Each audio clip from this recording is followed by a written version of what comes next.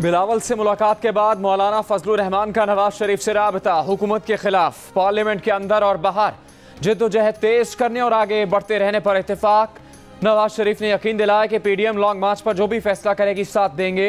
दोनों रहनुमाओं के दरमियान पीडीएम के लाहौर में शेड्यूल जलसे को लॉन्ग मार्च की शक्ल देने पर भी तबादला ख्याल। ऑपोजिशन जमातों के इत्तेहाद पर इजहार इत्मीनान। मौलाना फजलुर रहमान ने कहा कि हुकूमत को मजीद वक्त देना आवाम और मुल्क से जुल्म होगा।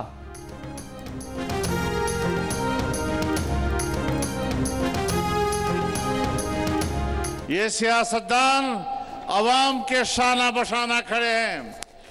इस बुहरान में हमने कौम का साथ देना है। इस वक्त पीडीएम पाकिस्तान की बका की जंग लड़ रही है, मुल्क की बका की जंग लड़ रही है और इंशाअल्लाह अज़ीज इस जंग में हम जीतेंगे। पीडीएम इक़्तिदार में हिस्से की बात नहीं करती, मुफाद की बात नहीं करती। पीडीएम सिर्फ ये कहती है मुल्क के निजाम को आईन के रास्ते पर लाने में है। महंगाई पर हुकूमत के खिलाफ पीडीएम का कराची में रीगल चौक पर एहतजाजी मुजाहरा। पीडीएम के सरबराह मौलाना फजलुर रहमान ने कहा कि जो हुक्मरान कौम की रुसवाई का सबब बनते हैं उन्हें हुक्मरानी का कोई हक नहीं। हुक्मरानों के हाथों आवाम की रुसवाई हो रही है। हमने मुल्क को बहरान से ना निकाला तो मुल्क की बका का सवाल खड़ा हो जाएगा। मुस्लिम लीग नून के शाहिद खाकान अब्बासी ने खिताब में कहा कि पीडीएम इक़्तिदार नहीं चाहती, महंगाई का खात्मा चाहती है। हुकूमत ने आवाम को तकलीफ में मुब्तला कर रखा है। मुल्की मसाइल का वाहिद हल फौरी और शफाफ इंतखाबात हैं। BKMAP के सरबराह महमूद खान अचकज़ई ने कहा कि दुनिया का कोई मुल्क आइन के बगैर नहीं चल सकता। पीडीएम इसलिए नहीं बनी कि हम सब बेकार बैठे थे।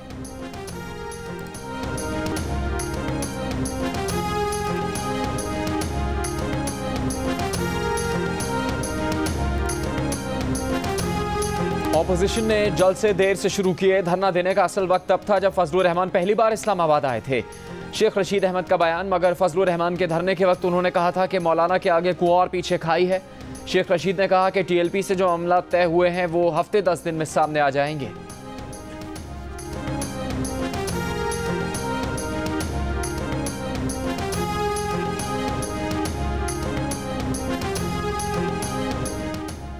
वफाक और पंजाब में हुकूमत की इत्तेहादी जमात काफिली के शिकवे शिकायत। चौधरी परवेज इलाही ने कहा है कि वो तो साथ निभाते हैं, हुकूमत साथ नहीं निभा रही। 3 साल से वफाक और सूबे को साथ लेकर चल रहे हैं। पंजाब हुकूमत के रवैये पर लाहे अमल बनाने के लिए काफिली की सेंट्रल एग्जीक्यूटिव कमेटी का इजलास। तारिक बशीर चीमा, मोनिस इलाही, कामिल अली आगा और दीगर शरीक।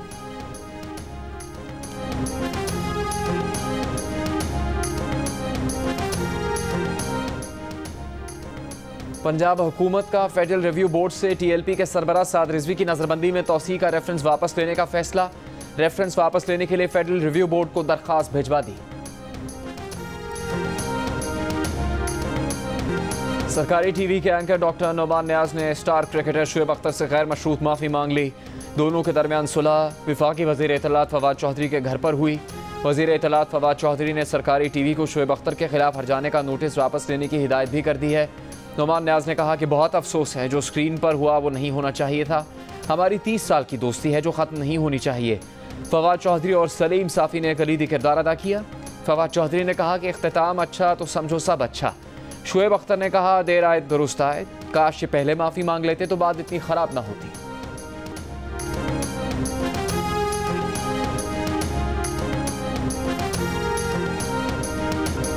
सिंध हुकूमत का सूबे में 5000 स्कूल्स खत्म करने का ऐलान। वजीर तालीम सरदार शाह ने कहा कि स्कूल्स की तादाद कम करके सहूलियात बढ़ानी है। बंद किए जाने वाले स्कूल्स की इमारतें हुकूमत के हवाले कर देंगे। इन इमारतों में चाहे जानवरों के अस्पताल, डिस्पेंसरी या कम्युनिटी हॉल्स बने, उन्हें कोई एतराज़ नहीं। ये भी कहा कि 50,000 असातिज़ा की भर्ती के बाद असातिज़ा की कमी पूरी हो जाएगी।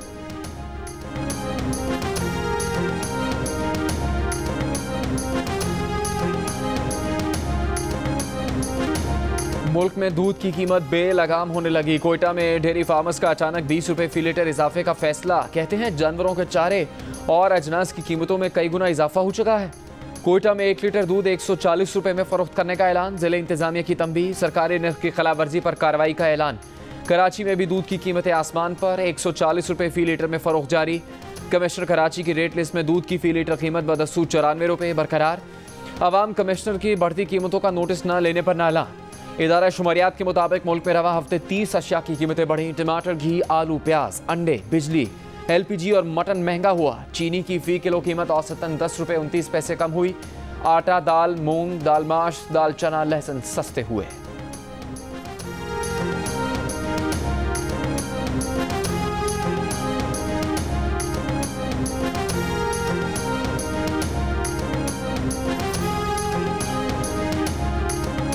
LNG के 14 कार्गोज का इंतजाम करने में हुकूमत नाकाम। वजीर तवानाई हम्माद अजहर ने कहा कि वो तो 12 कार्गोज ही ला सकते हैं। 3 बरस में ना नया LNG टर्मिनल लगा, ना पाइपलाइन बिछ सकी, मगर हर साल हर नया वजीर और मुशीर नया टर्मिनल लगाने के लिए वही दावे दोहराता रहा।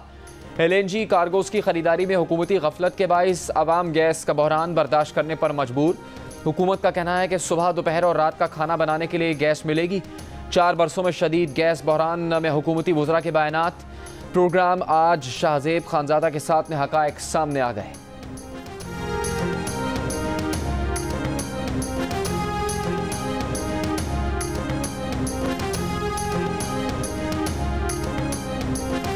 तुरबत के गिरदोनवा में दहशतगर्दों की मौजूदगी की खुफिया इतला पर ऑपरेशन। ISPR के मुताबिक सिक्योरिटी फोर्सेस की दहशतगर्दों से झड़प। दहशतगर्दों को भारी नुकसान उठाना पड़ा। दहशतगर्दों से फायरिंग के तबादले में 2 सिपाही रमजान और लांस नाइक लियाकत इकबाल शहीद। एक और वाक़े में रास्ते पर दहशतगर्दों का लगाया बम नाकारा बनाते हुए सिपाही इनामुल्लाह भी शहीद।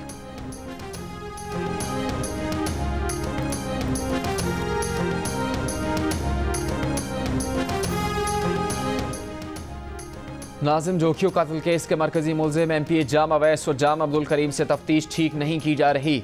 उनसे मेहमान खुसूसी जैसा बर्ताव हो रहा है। नाजिम जोखियों कत्ल केस की अब तक की तहकीकात पर वरसा का अदम इत्मीनान।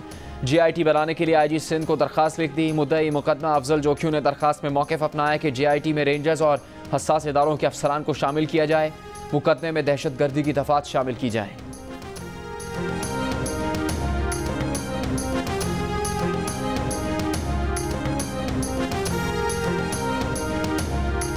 नौशहर फेरोज में कत्ल किए गए सहाफ़ी अजीज़ मेमन के भाई ने पुलिस तफ्तीश पर अदम इत्मीनान का इजहार कर दिया। हफीज़ मेमन का कहना है कि पुलिस ने चालान में केस किया, हम शवाहिद शामिल ही नहीं किए। मकतूल अजीज़ मेमन ने जिन अफराद से खतरात का इजहार किया वो चालान का हिस्सा नहीं। गिरफ्तार मुलजिम जुल्फ़िकार सहतो ने दौरान तफ्तीश जिसका नाम लिया वो भी चालान में शामिल नहीं। मरकजी मुलजिमान मुश्ताक सहतो और अफशाद सहतो अब तक गिरफ्तार नहीं हुए। सहाफ़ी अजीज़ मेमन की लाश 16 दिसंबर 2020 को नहर से मिली थी।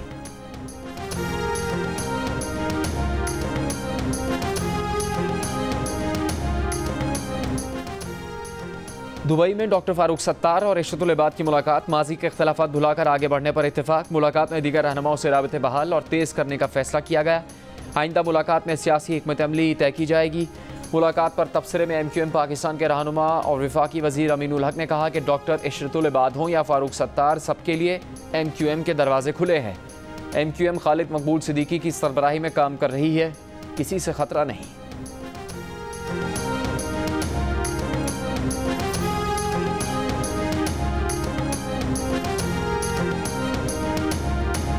वफाकी वज़ीर मुराद सईद ने कहा है कि ऑपोजिशन मौसमी बीमारी है, सर्दियों में निकल आती है। ये बच्चे टीवी खेल रहे हैं। ऑपोजिशन आए दिन सड़कों पर आने की तारीख दे रही है।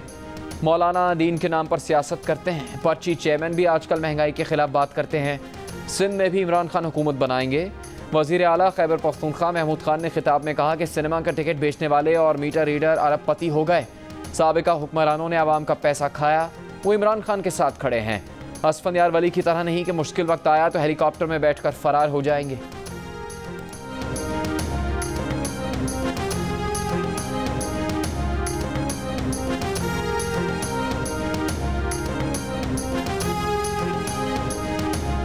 मुस्लिम लीग नून के रहनुमा एहसन इकबाल ने ऐलान किया है कि वो पंजाब समेत हर जगह तब्दीली लाने के लिए जमहूरी क़ुव्वतों के साथ होंगे। जियो न्यूज़ से गुफ्तगू में कहा कि लॉन्ग मार्च आखिरी ऑप्शन होगा। अभी पार्लियामेंट के अंदर फैसले होंगे। कौमी हुकूमत नहीं, मुस्तकिल हल के लिए नए इलेक्शन ज़रूरी है।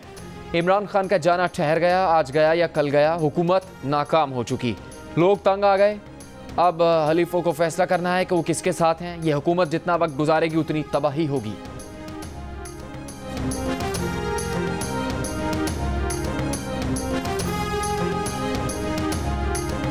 पीपल्स पार्टी की रहनुमा शहरी रहमान कहती हैं कि आलमी मंडी में पेट्रोल की कीमतों में 1.6% कमी आई है। मुल्क में हफ्तावार महंगाई की शरह 17.37% की रिकॉर्ड सतह पर पहुंच गई है। महंगाई, सरकार तेल में कीमतों में कमी का ऐलान कब करेगी?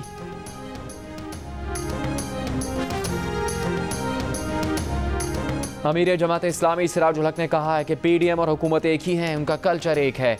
ये सब IMF के गुलाम हैं, ये सियासी और मुआशी दहशतगर्द हैं। आज मुल्की मईशत का बेड़ा गर्क हो गया।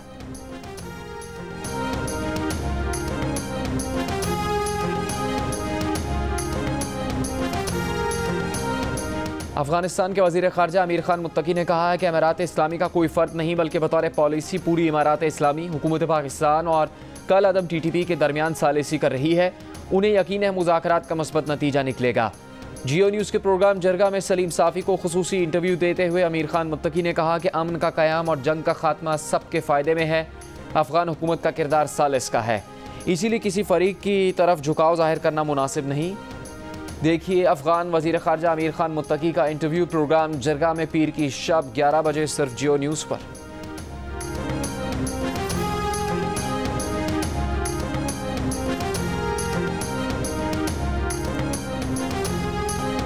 मारूफ अदाकार सुहेल असगर कराची में इंतकाल कर गए। अहल खाना के मुताबिक सुहेल असगर 1.5 साल से बीमार थे। वो गुज़श्ता एक हफ्ते से अस्पताल में ज़ेर इलाज थे। मरहूम की नमाज जनाजा कल बाद नमाज असर अदा की जाएगी।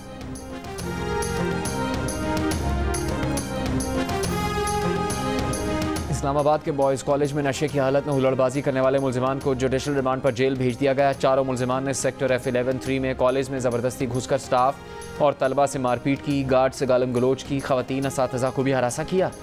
गिरफ्तार मुलजिमान में फ़ाइज़ जावेद, फैज़ान मिर्ज़ा, हारिस इम्तियाज़ और फ़ज़ल खान शामिल हैं। मुलजिमान ने डिस्ट्रिक्ट सेशन कोर्ट में पेशी के मौके पर वीडियो बनाने पर सहाफ़ियों के साथ भी हाथापाई की।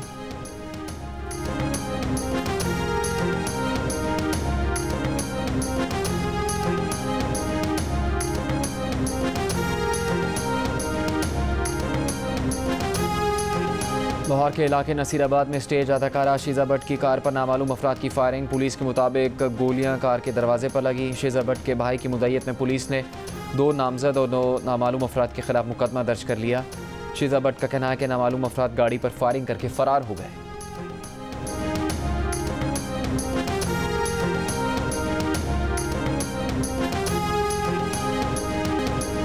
गाड़ी में सवार 3 नौजवान कसूर से खाना खाकर वापस आ रहे थे। कोट राधा किशन के निवाही इलाके राजा जंग में गाड़ी न रोकने पर पुलिस एहलकारों ने मुबैना तौर पर फायरिंग कर दी।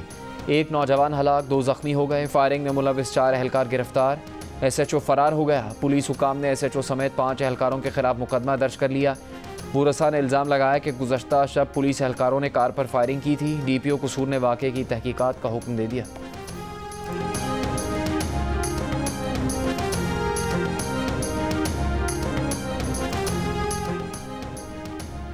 पंजाब और खैबर पख्तूनख्वा में डेंगू के वार जारी। बुखार की दवा की किल्लत भी बरकरार। लाहौर और पेशावर में डेंगू से बचाव की अद्वियात की कमी, मरीज परेशान। बुखार की दवा की 10 गोलियों की कीमत 30 रुपये हो गई। इस्लामाबाद में डेंगू केसेस में कमी, मजीद 23 अफराद डेंगू से मुतासर हुए।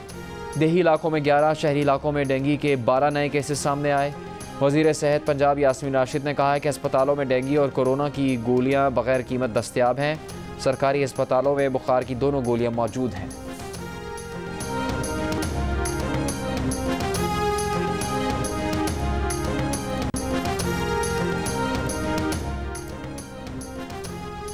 मुल्क में कोरोना से मजीद 11 अफराद इंतकाल कर गए। 231 नए केसेस सामने आ गए। मस्बत केसेस की शरह 8.68% रही। पंजाब में शरह 0.6% रही। लाहौर में 1.2% रिकॉर्ड।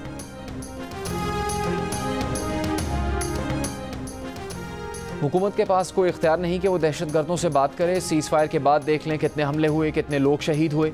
पीपल्स पार्टी के सेनेटर अज़हर अब्बानी का कराची में तकरीब से खिताब।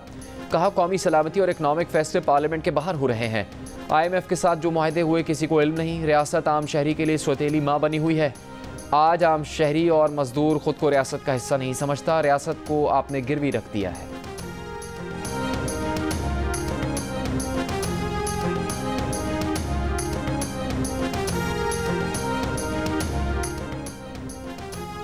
शौहर का मजाक बीवी की ज़िंदगी ले गया। दुबई में मुकीम शौहर ने सियालकोट में बीवी को फ़ोन पर मजाक में कहा कि उसने दूसरी शादी कर ली है। बीवी ने फंदा लगाकर खुदकुशी कर ली। पुलिस के मुताबिक मोहम्मद रमज़ान ने 7 साल पहले पसंद की शादी की थी।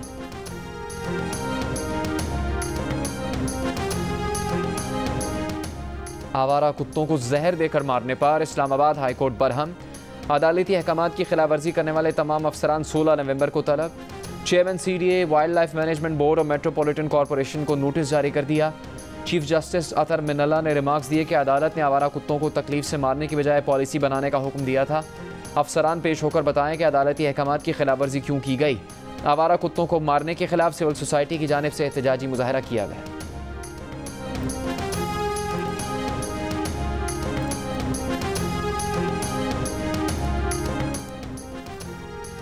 दुनिया के आलूदा तरीन शहरों की फहरिस्त में लाहौर दूसरे और कराची 5वें नंबर पर। लाहौर में पार्टिकुलेट मैटर्स की तादाद 328 तक जा पहुंची। कराची में आलूदा ज़रात की तादाद 165 रिकॉर्ड। फहरिस्त में दिल्ली का पहला नंबर। प्रोग्राम जश्न क्रिकेट में आज मेहमान होंगी अदाकारा सोनिया हुसैन। क्या सोनिया सेगमेंट 500 की दौड़ में शहजाद रॉय को हरा सकेंगी? T20 वर्ल्ड कप पर माहिरीन के तबसरे, हंसी मजाक और खुसूसी मेहमानों के साथ एक और दिलचस्प बैठक आज रात 11:05 पर सिर्फ जियो न्यूज़ पर।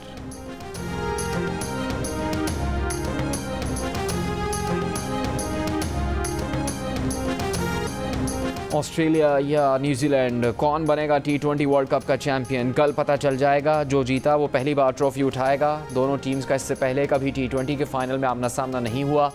इवेंट का फाइनल कल शाम 7 बजे दुबई क्रिकेट स्टेडियम में खेला जाएगा।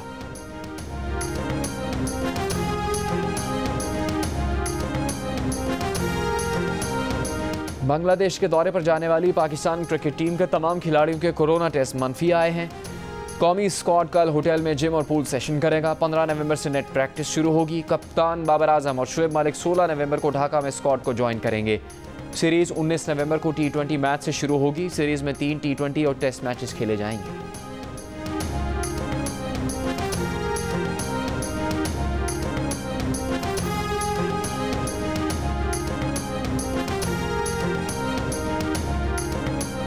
क्रिकेटर मोहम्मद हफीज़ ने अबू धाबी T10 लीग से मुआहदा कर लिया। हफीज़ कौमी टीम के दौरे बांग्लादेश से दस्तबरदार हो गए थे। बयान में कहा कि उन्होंने सीरीज में नौजवान क्रिकेटर्स को मौका देने के लिए दस्तबरदारी का फैसला किया।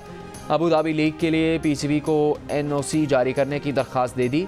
ज़राए के मुताबिक PCB पॉलिसी के मुताबिक सेंट्रल कॉन्ट्रैक्टेड और डोमेस्टिक क्रिकेट के सीजन कॉन्ट्रैक्टेड खिलाड़ियों को NOC नहीं दिया जाएगा।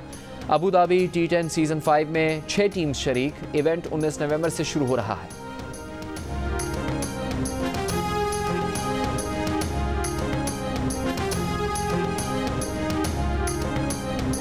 सेमीफाइनल में पाकिस्तान की शिकस्त पर सोशल मीडिया पर दिलचस्प तबसरे जारी। किसी ने कहा हसन अली ने बाबर को वज़ीर आज़म बनने से बचा लिया। इमरान खान के दुबई जाने के ऐलान पर पाकिस्तानी टीम फाइनल से आउट हुई। किसी ने पाक भारत मैच का स्कोर कार्ड शेयर करते हुए लिखा कि भारत से तारीखी फतह के बाद ऐसी कई हार कुर्बान।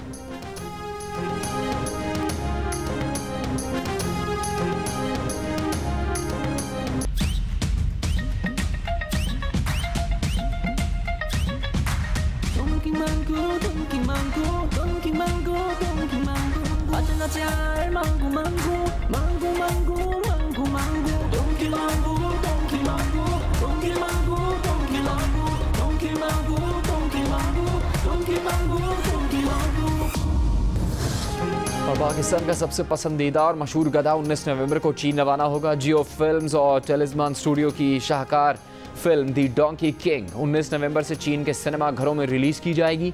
डोंकी किंग पाकिस्तान के अलावा 10 मुल्कों में कामयाबी के झंडे गाड़ चुकी है।